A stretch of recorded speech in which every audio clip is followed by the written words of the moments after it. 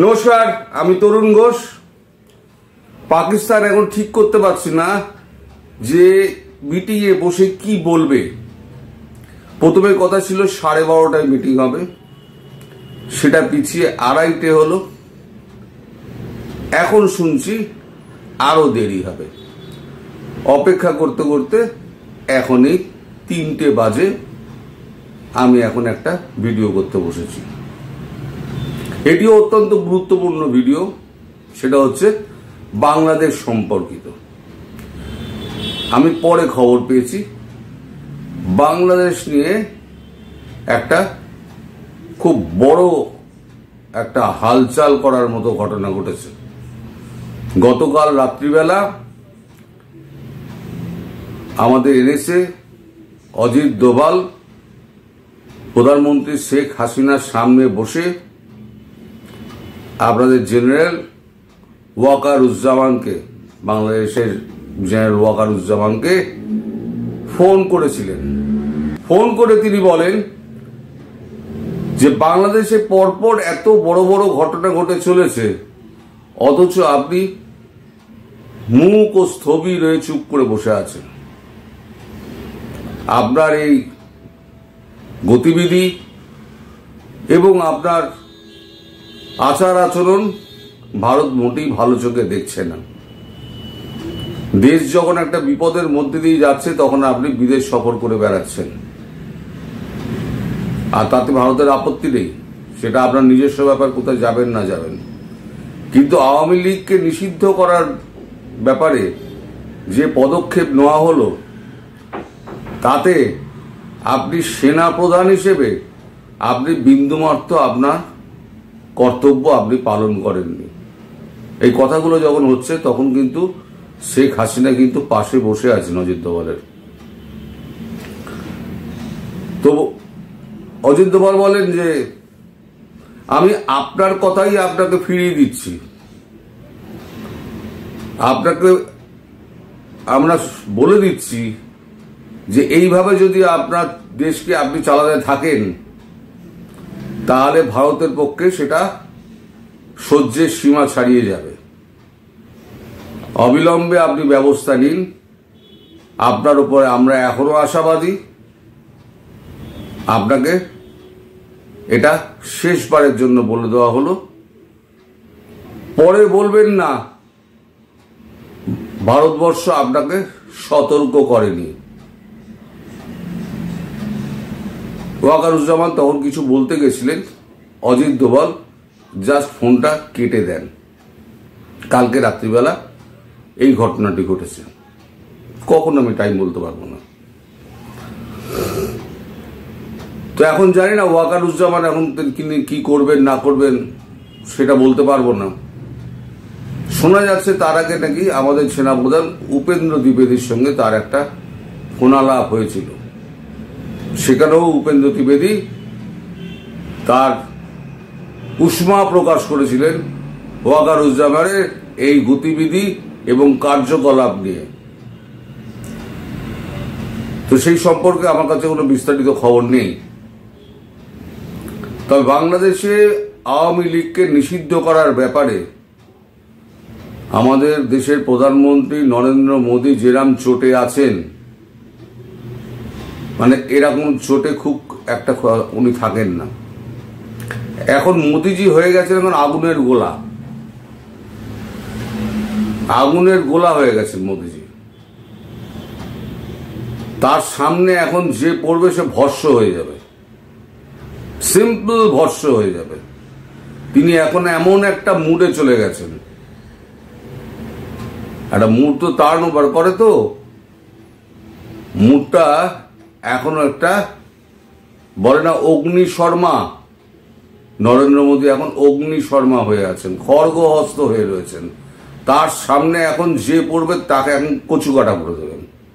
পৃথিবীর কারোর কথা শুনছেন না, সব পৃথিবী থেকে নিজেকে ডিসকানেক্ট করে দিয়েছেন।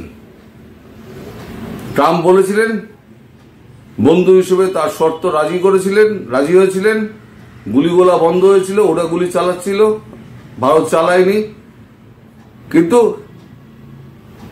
এয়ার ফাইটিংটা হয়ে গেছে। তার মানে পাকিস্তান শেষ হওয়ার পর খুব সম্ভবত খুব বেশি দেরি করবেন না নরেন্দ্র মোদী বাংলাদেশের ব্যাপারে সিদ্ধান্ত নিতে। তাই আগে ভাগে উনি অজিত দোভালকে দিয়ে একটা সতর্ক বার্তা বাংলাদেশের সেনাপ্রধানকে পাঠিয়ে দিলেন যে এখন বলে দিন, এখন যদি ঠিকঠাক হয়ে যায়, সব ঠিক করে নেয়, তাহলে পরে এখনো নিস্তার আছে, না হলে পরে বাংলাদেশের কোনো নিস্তার নেই। পাকিস্তানের এখন যা অবস্থা, পাকিস্তানের তো খাটিয়া খাড়া হয়ে গেছে। এখন এয়ার ডমিনেন্স পুরো একদম ভারতের, মানে এডি সিস্টেম পুরো ধ্বংস হয়ে গেছে। এডি সিস্টেম মানে এয়ার ডিফেন্স সিস্টেম পুরো ধ্বংস হয়ে গেছে। ভারতের পাইলটরা এখন চা খেতে খেতে উড়ে গিয়ে দামাদ্দাম মেরে আসছে।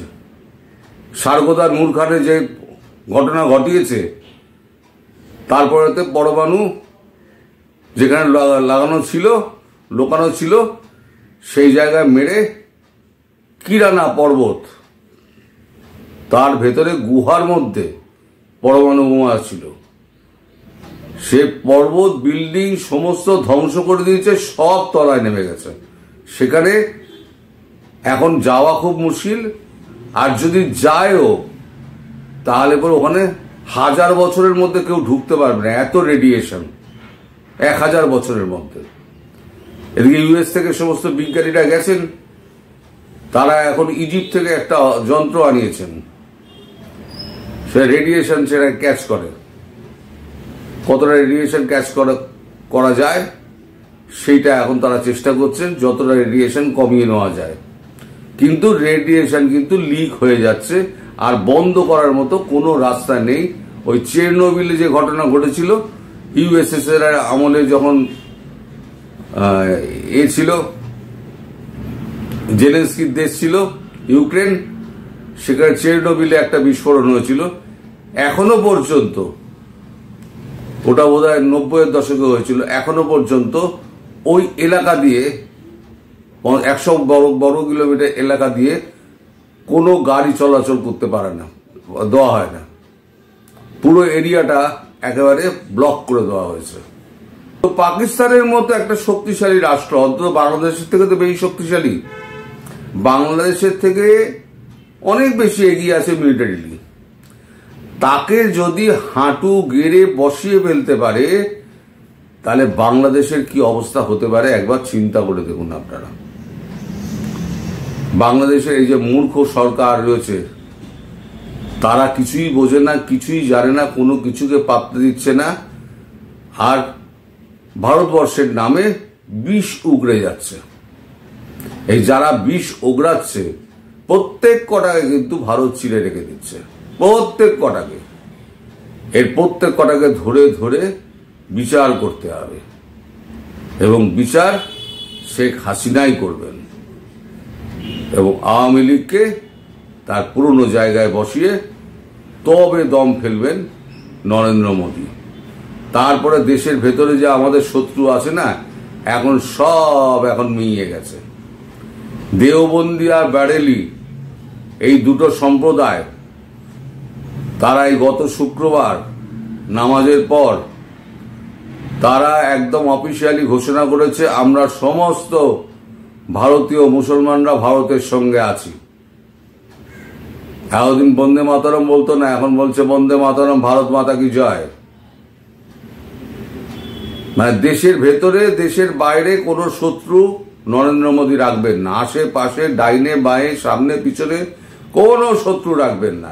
শত্রু নিকেশে একবার যখন নেমেছেন, তখন তিনি শত্রু নিকেশ করেই ছাড়বেন।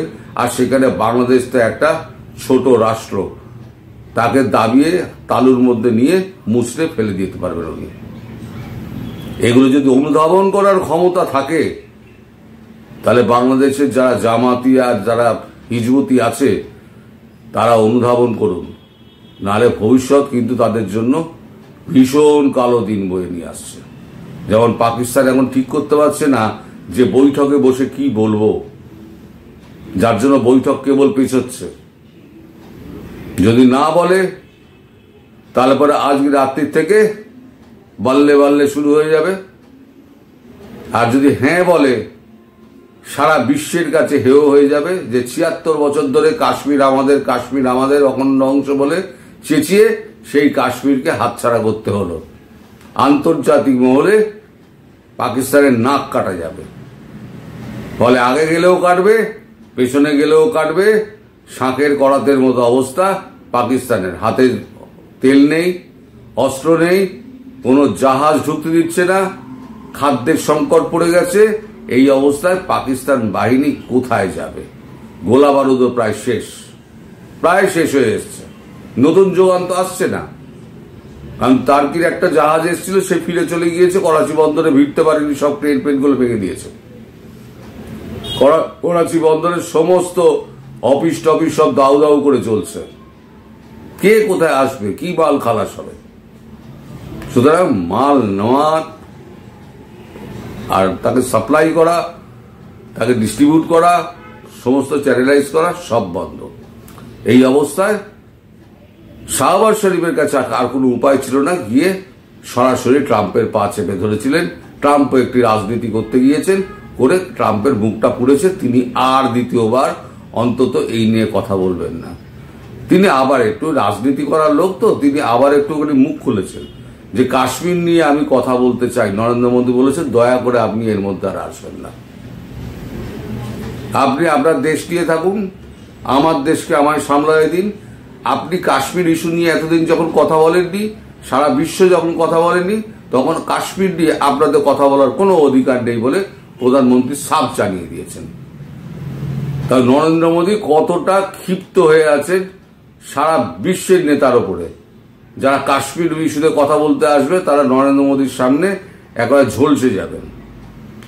ফলে বাংলাদেশের মুমিন যারা আছে তারা এখন যারা যা করছে, গালিগালাজ দিচ্ছে ঠিক আছে, কিন্তু বেশি দিন দিতে পারবে না।